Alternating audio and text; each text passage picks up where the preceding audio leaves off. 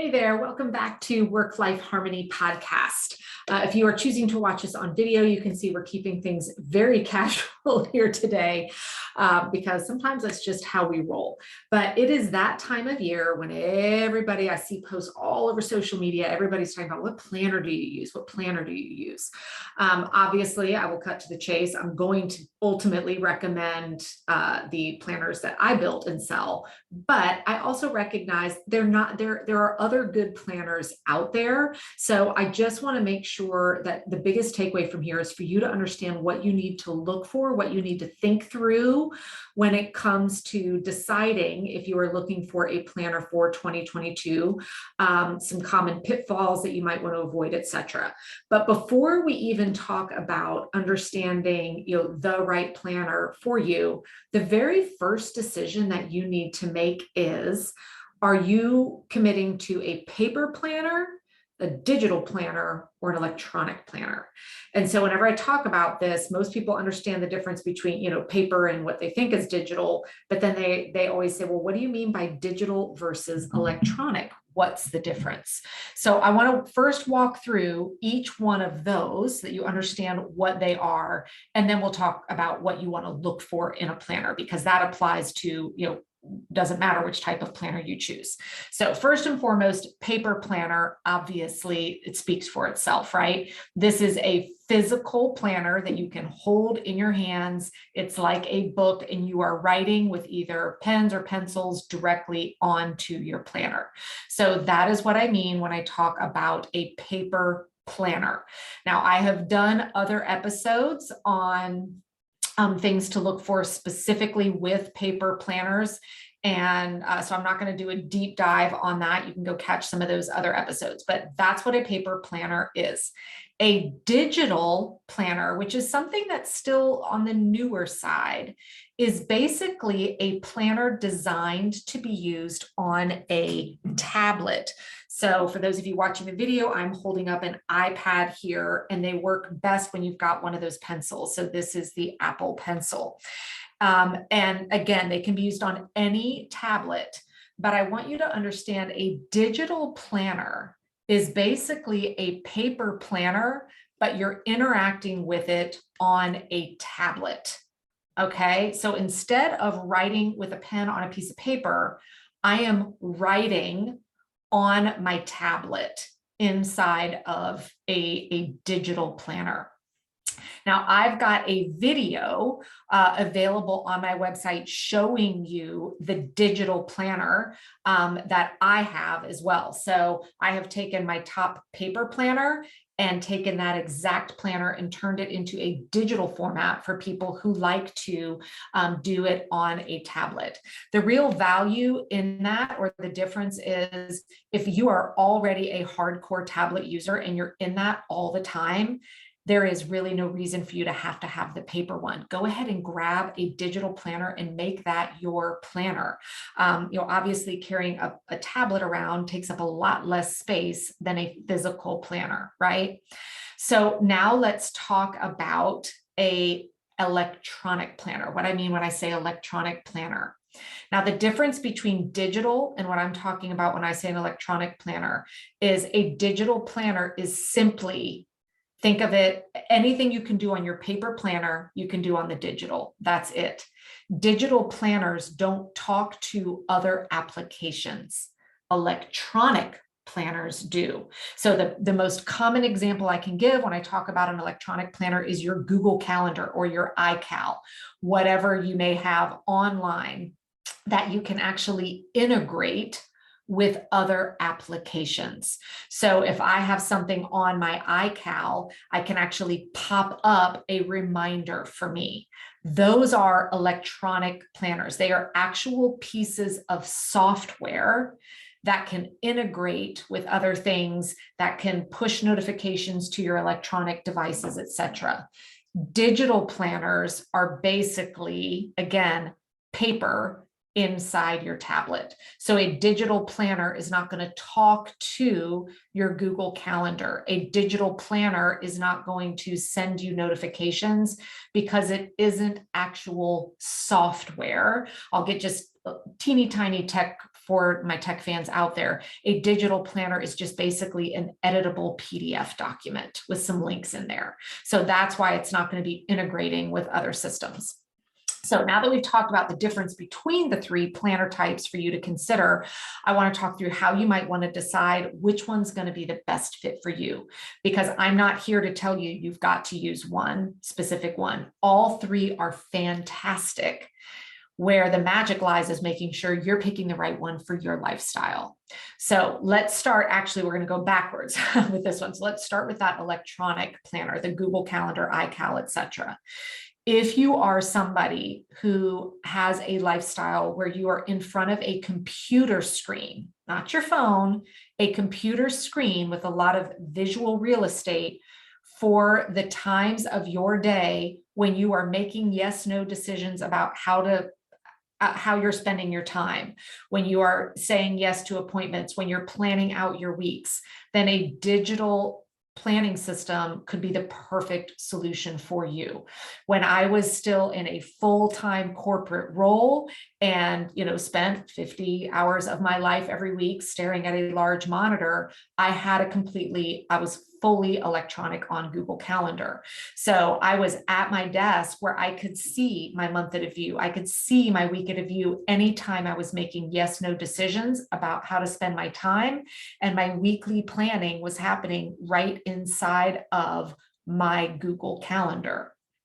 Then if I'm out and about, I can reference it from my phone, but notice I'm not making decisions by just looking at my phone, because again, that real estate is so small. And I know I've spoken on this topic many times, so I'm not gonna go there again today. But an electronic planning system is a great fit for people who really are in front of a computer for the vast majority of their days. And most importantly, they're in front of a large screen when they're making decisions about their time and planning their time. Now, a paper planner is great for people who are living a lifestyle where I am more now, where my days are very fluid. I don't actually have a lot of time in front of my computer. And so my planning, and when I'm making decisions about how to spend my time, I'm often not in front of my computer, and I don't want to have to go into my office, get it out of sleep mode, do all of that. So that is why right now at my stage of life, my paper planner is my go-to. If someone asks me if I'm available at a certain time, I'm going and looking at my paper planner.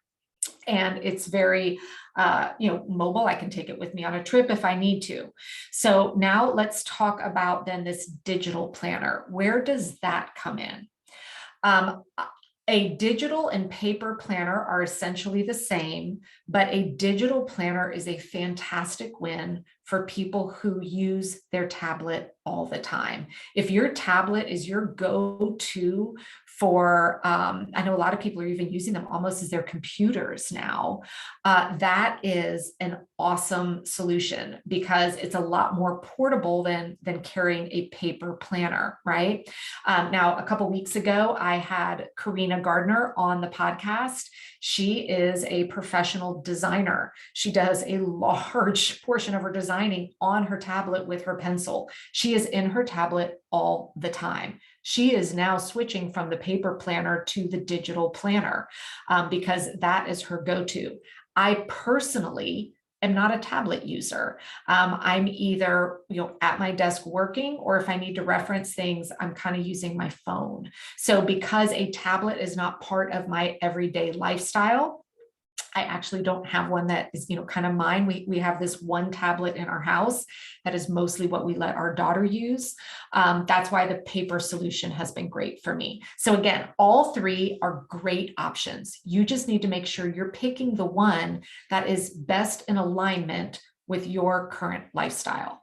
Now, when it comes to choosing the planner for you, obviously, if you're choosing electronic, then it's just picking, what is that system? Are you a Google Calendar user? Are you an iCal user?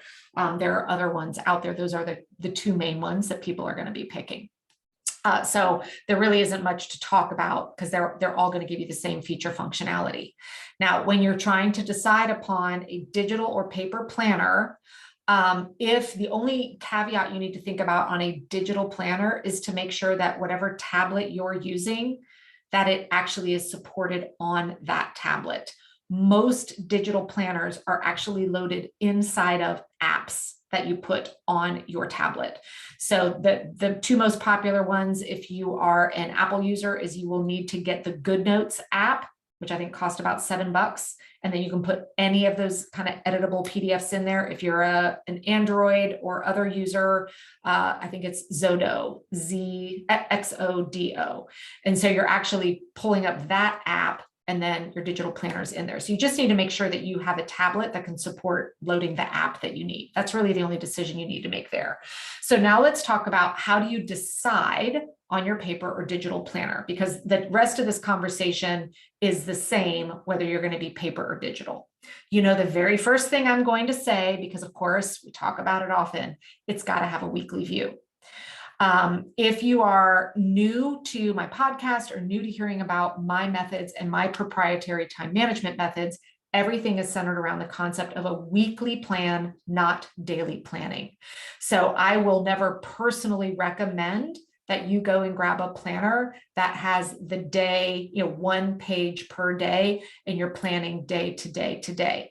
If you would like more information on why I believe this is not a good solution, I will put a link in the show notes. I can't think of the number off the top of my head, but I have an entire episode on why this style of daily planning can actually lead to more overwhelm and prevent you from moving forward on some of the goals that you have.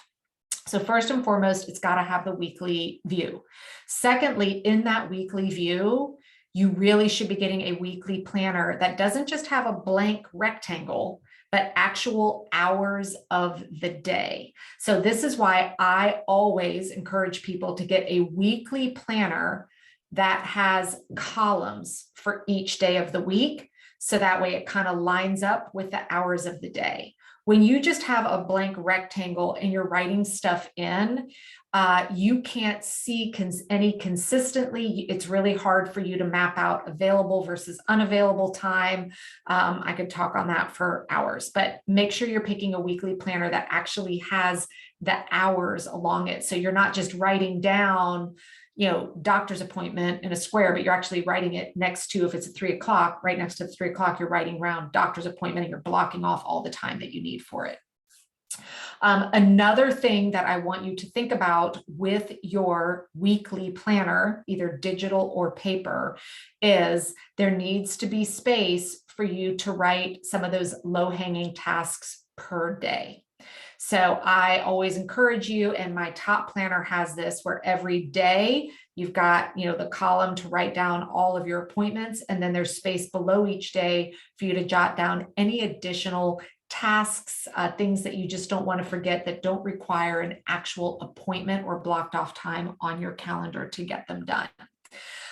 Every planner should have a month at a view. I don't know if I've ever seen any that don't, so I don't think we really need to dive in and talk about that, but your planner should have monthly views and they should have weekly views.